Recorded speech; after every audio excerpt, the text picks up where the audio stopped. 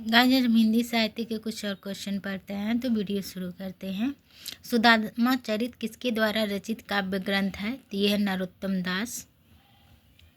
गंग किस राजा के दरबारी कवि थे? तो ये थे अकबर के। धर्म का प्रवाह कर्म, ज्ञान और भक्ति इन तीनों धाराओं में चलता है, ये इनमें से किसका कथन है? तो ये कथन है रामचंद्र शुक्ल का।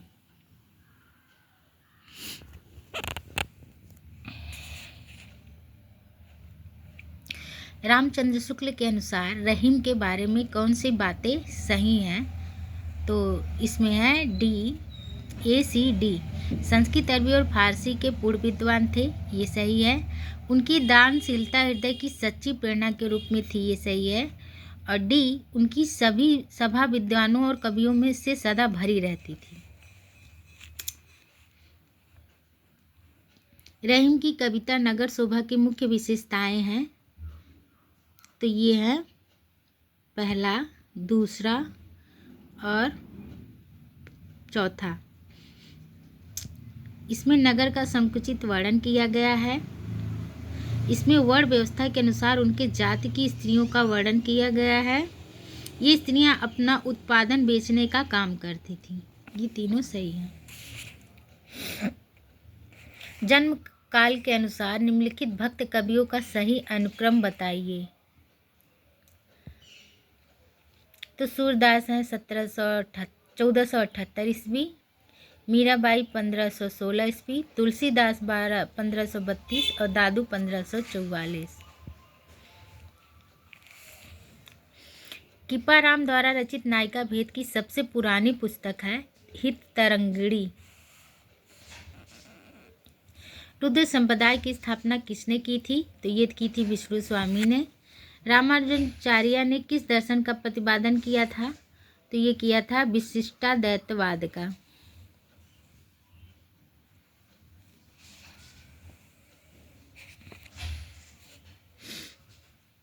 निम्बिकाचार्य का संबंध किस दर्शन से है?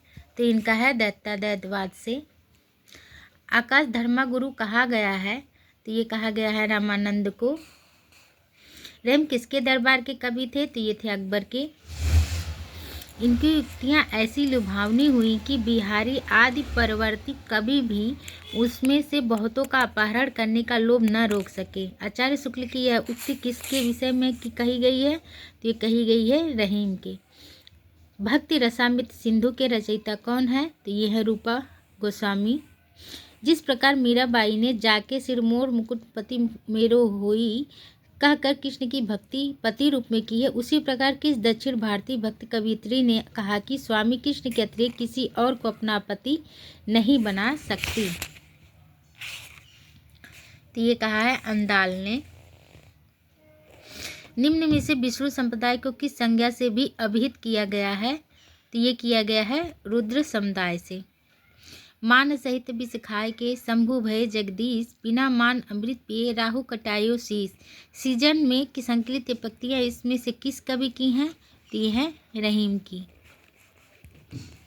तुलसी के वचनों के समान रहीम के वचन भी हिंदी भाषी भूभाग में सर्वसाधारण के मुंह पर रहते हैं, यह किसका कथन है? तो यह है रामचंद्र शुक्ल का। बदनाष्टक के रचयिता का क्या नाम है? तो यह है रहीम।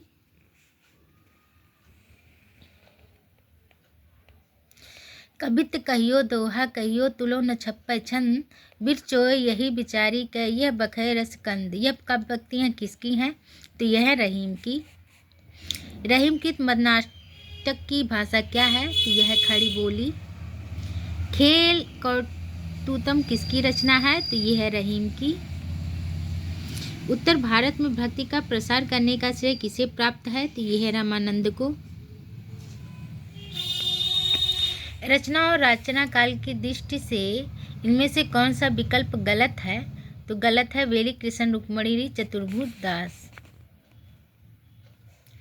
भक्ति आनंद को ईसाइयत की देन किस कहने वाले इतिहासकार कौन है? तो ये है जॉर्ज ग्रेसन। हिंदी साहित्य के किस युग को स्वर्णयुग कहा जाता है? तो ये कहा जाता है भक्ति काल को। भक्ति आंदोलन को लोक जागरण काल किसने कहा है? ये कहा है हजारी प्रसाद द्विवेदी ने। भक्ति काल को बौद्ध धर्म की देन किसने कहा है? तो ये कहा है हजारी प्रसाद द्विवेदी ने। अपने पौरुष से हताश जात के लिए भगवान की शक्ति और करुणा की ओर ध्यान ले जाने के अतिरिक्त दूसरा मार्ग ही क्या है? यह किसका कथन है? तो यह है आचार्य रामचंद्र शुक्ल का। निम्नलिखित में से कौन सा काव्य भक्ति काल का नहीं है? तो ये छायावादी काव्य नहीं है। भक्ति का प्रारंभ कहाँ से हुआ था? तो भक्ति का प्रारंभ दक्षिण भारत से हुआ था। अलवार वैष्णवों की संख्या कितनी है? तो यह 12। समग्र भक्ति कालीन काव्य पर कौन सी विशेषता लागू होती है?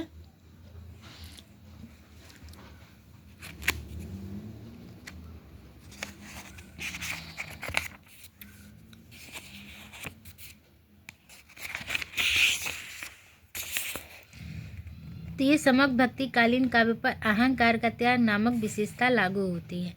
रामानंद की शिष्य परंपरा में आते हैं रामानुजाचार्य। निम्नलिखित में से एक सही युग्म है? तो यह है वल्लभाचार्य शुद्धाद्वैतवाद।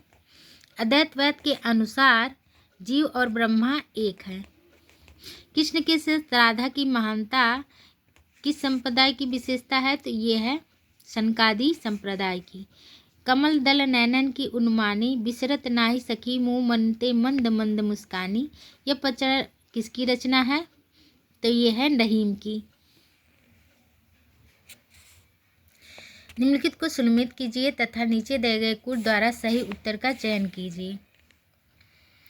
तो विशिष्टाद्वैतवाद रामानुजाचार्य, दैत्यवाद है मध्वाचार्य, शुद्धाद्वैतवाद है विष्णु स्वामी, दैत्याद्वैतवाद है निम्बकाचार्य। संवत 1375-1700 तक के साहित्य में कौन सी भावधारा परिलक्षित होती है? तो ये होती है भक्ति। ओम जय जगदीश हरे की आरती की रचना किसने की है? तो ये की है सिद्धाराम फिल्लौरी ने। दैत्यवाद के प्रणेता है? तो दैत्यवाद के प्रणेता है मध्वाचार्य। शुद्धाद्वैतवाद दर्शन के प्रवर्तक कौन है? तो यह है वल्लभाचार्य। हिंदी का भक्ति काल बाहरी आक्रमण की प्रतिक्रिया है, यह कथन निम्नलिखित में से किस विद्वान का है? तो यह है रामचंद्र शुक्ल का। रामानुज की श्री संप्रदाय में किसकी उपासना होती है? तो यह है विष्णु की। इनमें से कौन आलवार महिला संत है? तो ये है अंडाल। इनमें से कौन वैष्णव भक्ति का आचार्य नहीं है? तो यह है शंकराचार्य। भक्ति काल की समय सीमा क्या है? तो भक्ति काल की सीमा इनमें से कोई नहीं है। भक्ति काल की सीमा बिल्कुल संवत 1375 से संवत 1700 तक है, अर्थात 1318 ईस्वी से 1643 ईस्वी तक मानी जाती है।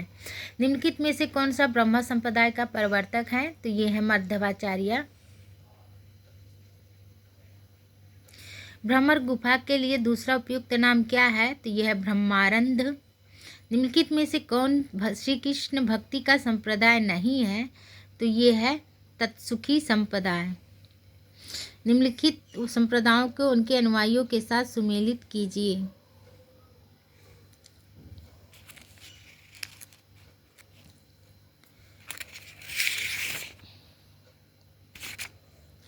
गाइस इसमें ये है वल्लभ संप्रदाय गोविंद स्वामी, निम्बाकार के संप्रदाय हरिव्यास वेद, राधा वल्लभ संप्रदाय गद्दाधर भट्ट, चैतन्य संप्रदाय राधा वल्लभ संप्रदाय दामोदर दास, चैतन्य संप्रदाय गद्दाधर भट्ट। गाइज आज के लिए बस इतना है। अगर वीडियो अच्छी लगी हो तो मेरे चैनल को लाइक करें, शेयर करें और सब्सक्राइब करें, और कोई टूटी हुई हो तो क्षमा करें। धन्यवाद।